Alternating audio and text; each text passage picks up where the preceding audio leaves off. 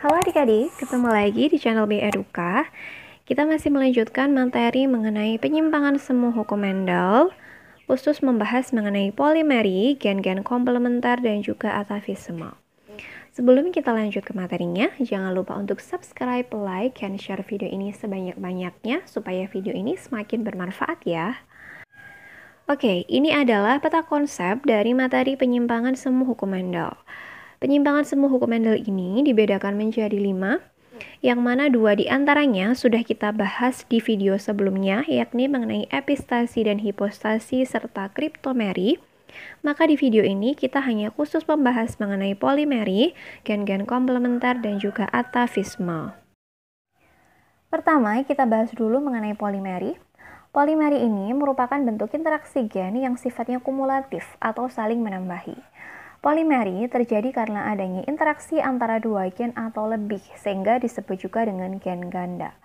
Peristiwa polimeri ini mirip-mirip dengan intermediat atau persilangan dihibrid dominan tidak penuh. Jadi misalnya tanaman dengan sifat A disilangkan dengan tanaman dengan sifat B, maka terbentuklah individu C yang sifatnya merupakan perpaduan atau kumulasi dari sifat A dan sifat B.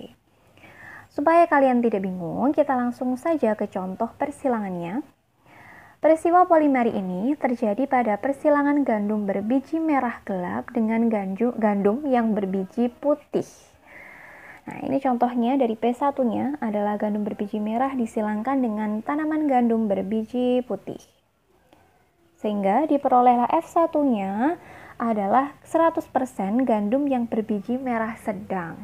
Nah, tadi kan awalnya merah disilangkan dengan putih, ternyata menghasilkan sifat yang baru atau sifat perkumpulan atau sifat gabungan dari keduanya, yaitu sifat merah dengan sifat putih, sehingga menghasilkan biji yang berwarna merah sedang.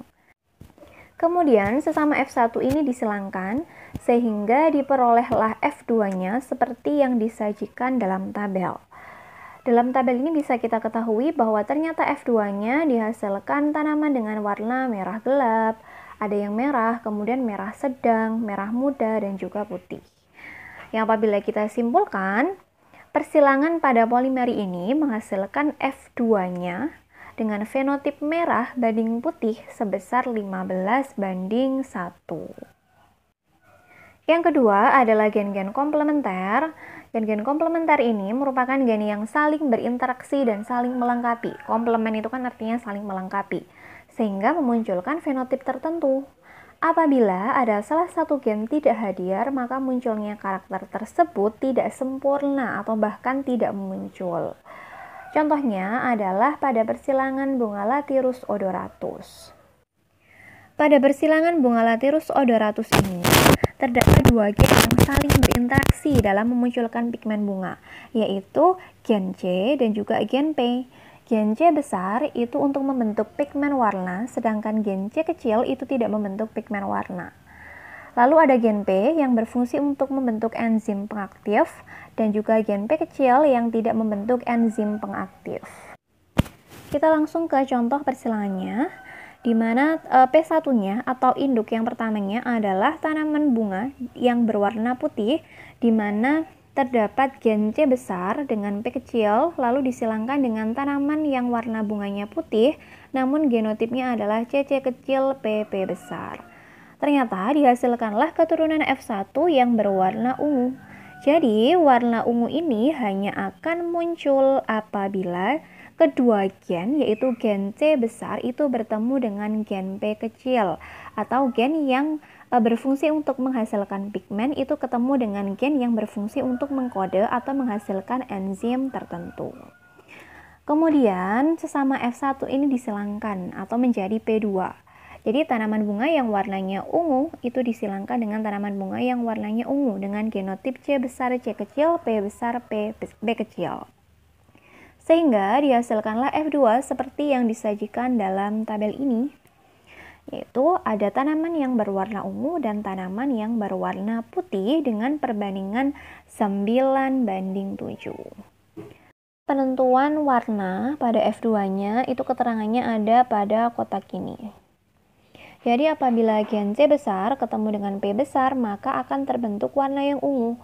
Tapi apabila gen C besar ketemu dengan P kecil, maka akan terbentuk warna putih.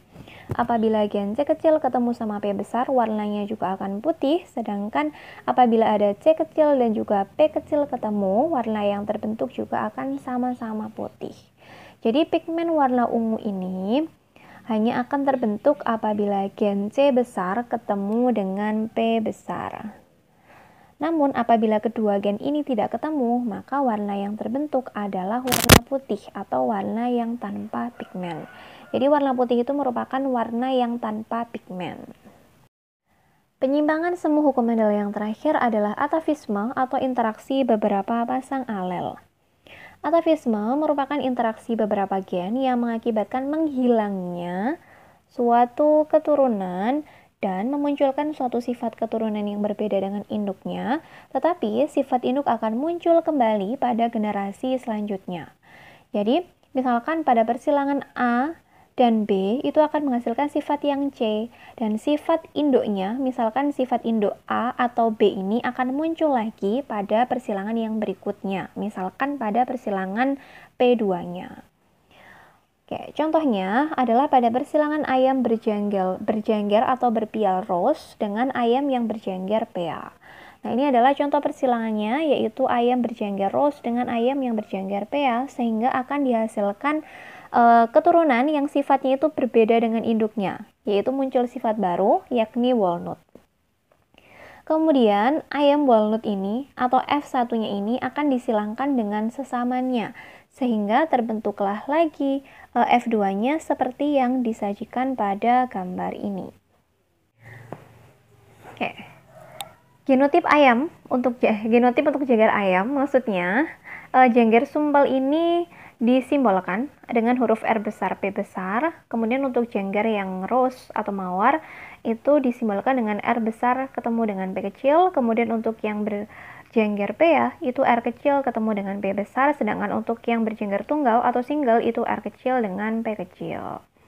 Nah, ternyata dari F2 ini dihasilkanlah ayam yang berjengger sumpel atau walnut itu sebanyak 9, atau yang dikasih warna kuning. Kemudian yang berjengger mawar atau rose itu sebanyak 3, yang diberi warna pink.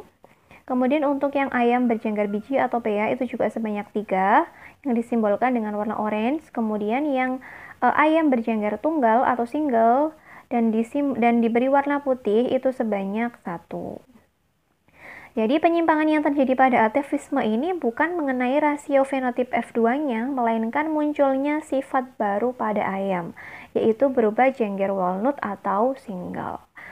Nah, kalau sebelumnya tadi, persilangan-persilangan yang sebelumnya itu kan menyimpang dari hukum Mendel karena memang perbandingannya tidak sesuai dengan perbandingan hukum Mendel, yaitu bukan 9331. Tetapi kalau pada atavisme ini bentuk penyimpangannya bukan pada perbandingan fenotip F2-nya, melainkan karena adanya sifat baru pada jengger ayamnya, yaitu jengger walnut dan juga jengger single. Tadi kan awalnya induknya cuma ada ros sama pea, ternyata setelah sesama F1-nya ini disilangkan, muncul tuh warna yang baru, yaitu muncul tuh sifat yang baru, yaitu sifat walnut dan single. Jadi itu yang dimaksudkan penyimpangan semuanya. Kalau perbandingan fenotip F2-nya mah tetap, yaitu 9331. Oke, demikian tadi penjelasan kakak mengenai penyimpangan semu hukum Mendel, khususnya mengenai polimeri, gen-gen komplementer, dan juga atavisme. Semoga penjelasan yang kakak berikan bisa dipahami oleh adik-adik ya. Sampai ketemu di video yang selanjutnya.